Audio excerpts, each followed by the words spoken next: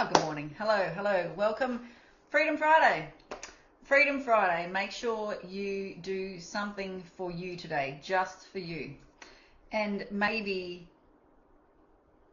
make it something about, like, thinking about what would my story be if I had achieved what I wanted to achieve.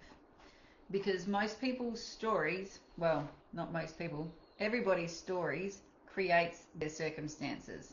Now, we make up stories all the time. We make up stories when we have a conversation with somebody, we make up a story about them. When we see something, we make up a story about situations. When we hear something about ourselves, we make up a story about ourselves. And these stories can make or break you. Now, the reason I started my coaching business was because of my father-in-law committing suicide back in 2018. And I started looking, I'd already been in the personal development as a coachee. I had a coach, and it had changed the way that I looked at life immensely. There was one thing that I never quite grasped up until a few years back, that Polly, that's your model of the world. Other people have their model. I'm like, how the hell does that work? No, my way or the highway.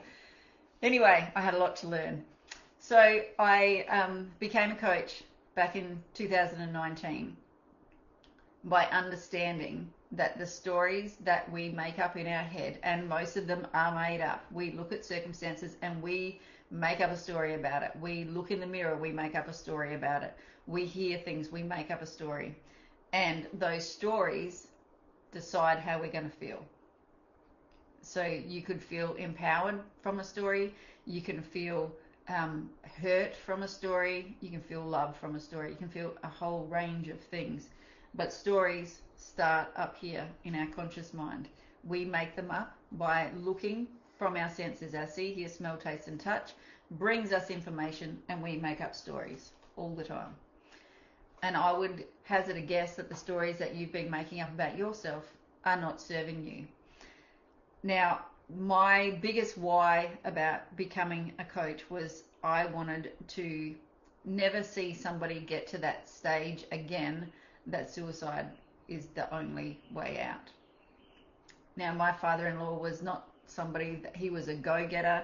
He built the business with his wife from the ground up that we now run in town here. We've owned it now for 15 years. We bought it off them 15 years ago.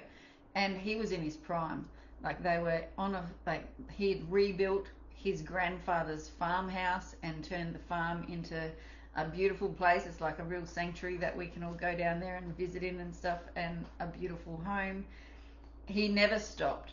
He was always on the go doing something, always having ideas and creating. He was such a great person for us to use as, you know how we see people and we look up to them. Like, he was such an inspiration to all of us. But I know that from a story, he couldn't see past that.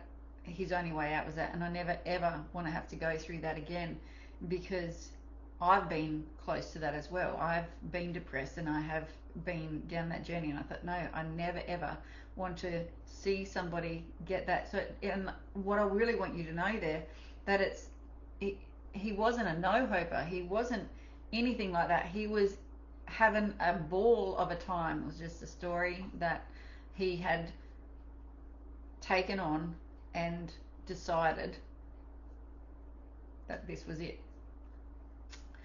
So that's why I became a coach, and I've done bloody pretty well actually with the clients that I've had up until now, and the clients that I continue to work with, because I've got quite a few that just stay there and keep coming back, because I never let myself stop growing. I'm always looking for areas where I can push myself out of my comfort zone and get out and do more and be more and have more. Because I like, if we think about goals are about the person you become in the process.